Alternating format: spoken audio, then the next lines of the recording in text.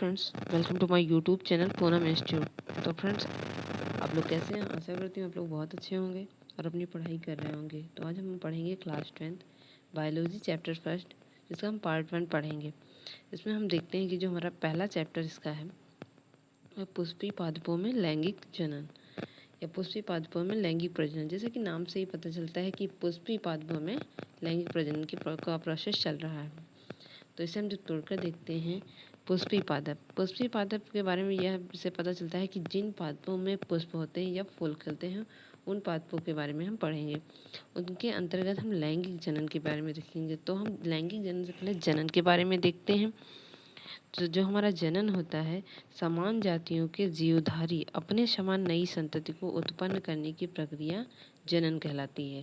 जैसा कि हम कहते हैं कि प्रत्येक जीवधारी में एक निश्चित समय तक जीवित रहने की क्षमता होती है। अर्थात यहाँ कह सकते हैं कि जो सभी जीवधारी, मतलब चाहे वो पादप हों या जंतु हों, उनका जीवन काल निश्चित होता है। इस निश्चित समय के बाद उनकी एक मृत्यु हो जाती है, और मृत्यु जन्म से लेकर मृत्यु तक की जो अवधि होती है, जो टाइम होता है, उसे हम जीवन काल या जीवन अवधि या फिर लाइफ टाइम कहते हैं।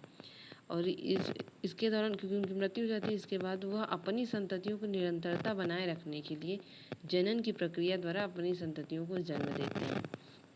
तो इसका परिभाषा यहाँ से निकलती है कि समान जातियों के जीवधारी अपने समान नई संतति को उत्पन्न करने की प्रक्रिया को जनन कहते हैं। जो हमारा जनन होता है, यहाँ से जनन हमारा दो प्रकार का होता है। पहला एक होता है अलैंगिक जनन, दूसरा हमारा लैंगिक जनन। अलैंगिक जनन के बारे में पढ़ना नहीं, तो हम थोड़ा सा इसके बारे में जान लेते हैं कि जो अलैंगिक जनन होता है, इसमें केवल एक ही जीव भाग लेता है या एक ही इसका पैरेंटल सेल होती है, जिसके द्वारा यह मतलब अपनी संततियों को जन्म देता है। खुद ही दो भागों में, जैसे हमने देखा कि अमीबा जो होता है, अमीबा एक कोशिकीय जीव होता है, यह थोड़ा थोड़ा टूट करके दो संततियों का रूप ले लेता है, तो वो से दो नए जीव बन जाते हैं। लेकिन वहीं पर जब हम देखते हैं लैंगिक जनन, लैंगिक जनन का प्रोसेस थोड़ा कठिन होता है। इसमें एक की बजाय दो युग्म की ज़रूरत होती है। इसमें लैंगिक जनन में जो होता है कि लैंगिक जनन जो होता है, दो युग्मकों के संलयन से नए जीव बनने की प्रक्रिया को लैंगिक जनन कहते हैं। इसमें सिंगल सेल नहीं बल्कि दो पर्टिकुलर जीव होते हैं, उन दोनों मिल करके अपने बच्चे को या अपने संतान को जन्म देते हैं। तो हम देखते हैं चैप्टर हमारा था कि पुष्पी पादपों में लैंगिक प्रजनन। जो पुष्पी पादप हैं उनमें लैंगिक प्रजनन, तो हम कहीं तो देखते हैं कि पुष्प में ही ये लक्षण पाए जाते हैं। तो हम सबसे पहले पुष्प की संरचना के बारे में पढ़ेंगे। तो जब हम पुष्प की संरचना के बारे में पढ़ते हैं, तो देखते हैं कि जो पुष्पी पादपों में बीजाणुजनक से युग्मकोद्भिद बनना और ये युग्मकोद्भिद से बीजाणु जनन बनने की जो प्रक्रिया है, वो कहीं लैंगिक प्रजनन द्वारा ही संभव है या उसकी सहायता से ही पूर्ण होती है। तो पादपों में जो बीजाणुजनक समानता होते हैं, वो जड़, तना, पत्तियों में विभेदित होते हैं। जो जड़, तना, पत्तियों में विभेदित होते हैं, इन्हें हम कायिक अंग कहते हैं। जो कायिक अंगों पर पुष्प जैसी जनन संरचनाओं का निर्माण होता है। जहाँ पर कायिक अंग होते हैं, वहीं पर पुष्प जैसी जनन संरचनाओं का निर्माण होता है। तो हम एक चीज़ और देखते हैं कि जो हमारे पुष्प हैं, पुष्प जब एक डंठल होता है, जैसे हमारा एक डंठल है, डंठल में अगर हम पत्ती के पास से पुष्प हमारा इस तरह से निकलता है, तो इस पत्ती को हम सहपत्र कहते हैं। लेकिन ये यहाँ पर जो पुष्प हमारा बनता है, ये जो पुष्प हमारा बनता है, इस पुष्प को हम सहपत्री पुष्प कहते हैं। लेकिन दूसरी तरफ हमारा जब यही पुष्प साइड में ना लग करके एकदम टिप पर लगता है, पत्ती के पास ना लग करके एकदम टिप पर लगता है, तो हम इस पुष्प को सहपत्र रहित पुष्प कहते हैं। तो जो हमारा ये पुष्प है, इसे हम सहपत्र रहित पुष्प कहते हैं। तो आगे हम इसके बारे में पढ़ते हैं कि पुष्प के जो अवयव होते हैं, पुष्प के जो हमारे यहाँ से अवयव निकल कर आते हैं, पुष्प के अवयव को पुष्पपत्र कहते हैं। जो पुष्प के जितने भी भाग होते हैं, उन सभी को हम पुष्पपत्र कहते हैं। एक पुष्प में चार जो होते हैं पुष्पपत्र होते हैं। तो दो जो होते हैं वो दो जो होते हैं बाहरी चक्र होते हैं, जिसे हम सहायक चक्र कहते हैं।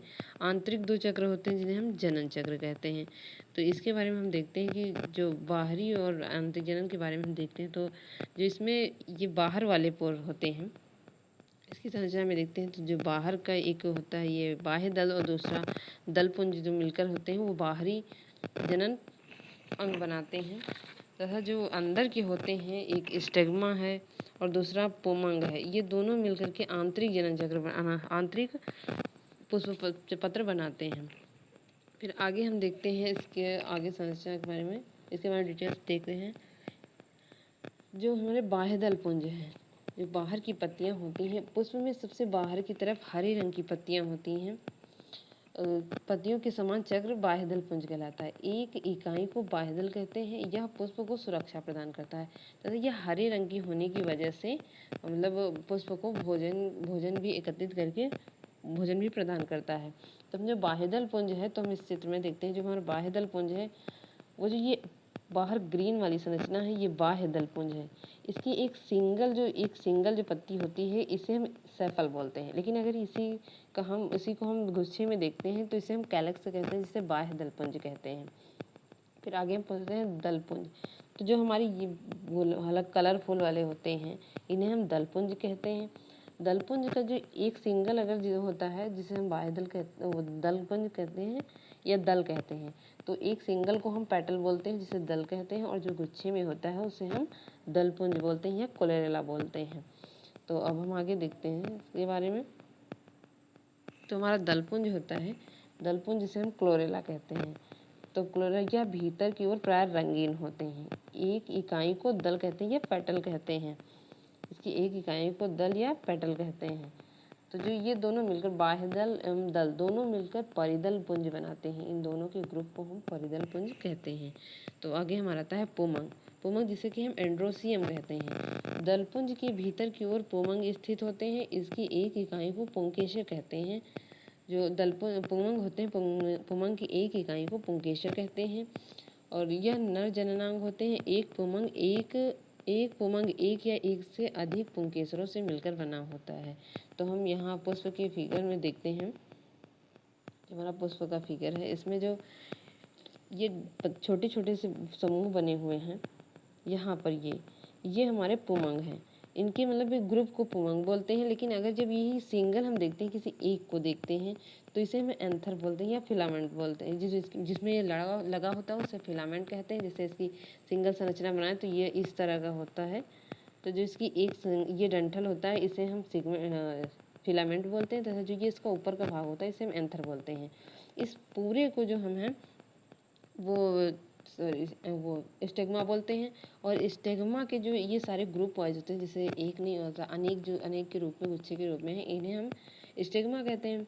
लेकिन जब ये मतलब कहीं ना कहीं पूरे ग्रुप में है तो इसे हम पुमंग कहते हैं। लेकिन अगर एक सिंगल है, सिंगल को हम स्टेग्मा कहते हैं। तो स्टेग्मा या स्टेमन से मिलकर बने होते हैं, स्टेमन होगा, तो स्टेमन से जो मिलकर बने होते हैं उसे हम पुमंग कहते हैं, एंड्रोसियम कहते हैं। आगे हम देखते हैं जयांग के बारे में। जयांग जो हमारा होता है, ये पुमंग के अंदर की तरफ होता है जयांग। इससे पुष्प अवयव हम देखते हैं कि जो ये वाला पार्ट होता है हमारा, ये बीच वाला, इसे हम जयांग कहते हैं। ये स्त्री केशर है, जो कि ये मादा जननांग है। और यह जो जिसका जो नीचे का ये वाला पार्ट है, ये ओवरी है, जो कि अंडाशय है। बाकी ये स्टाइल है जिसके द्वारा ये जुड़ा होता है, या इसे हम पाइप भी बोलते हैं। तो आगे हम इसके बारे में पढ़ते हैं। ये हमारा जो पुमंग है, पुमंग के बारे में हमने देख लिया। अब हम देखते हैं जयांग के बारे में। तो पुष्प में पुमंग के अंदर की तरफ जयांग होते हैं। पुष्प में अंदर की तरफ जयांग होते हैं। इन्हें मादा जननांग कहते हैं। इसकी एक इकाई को अंडप या स्त्री केशर कहते हैं। जयांग प्रायः एक अंडप से निर्मित होते हैं, क्योंकि पुष्पों में पुमंग तो कई सारे होते हैं, लेकिन जयांग देखा जाए तो एक ही होता है। तो आगे हम देखते हैं। एक हमारा प्रश्न रहेगा, क्योंकि पुष्प की संरचना के बारे में हमने पढ़ लिया है। अब इसका जो एक हमारे से प्रश्न ही ये रहेगा कि पुष्प के नर जननांग पुमंग तथा मादा जननांग जयांग क्या कहलाता है। इसका आंसर आप लोग कमेंट में बताएंगे। हमने इस टॉपिक के बारे में पढ़ लिया है, पुष्प की संरचना के बारे में। और अगली वीडियो में हम कल नर एवं मादा युग्मकोद्भिद विकास के बारे में पढ़ेंगे। Development of male and female gametophyte के बारे में हम कल पढ़ेंगे। और इस प्रश्न का आंसर आप लोग दीजिएगा कमेंट पे।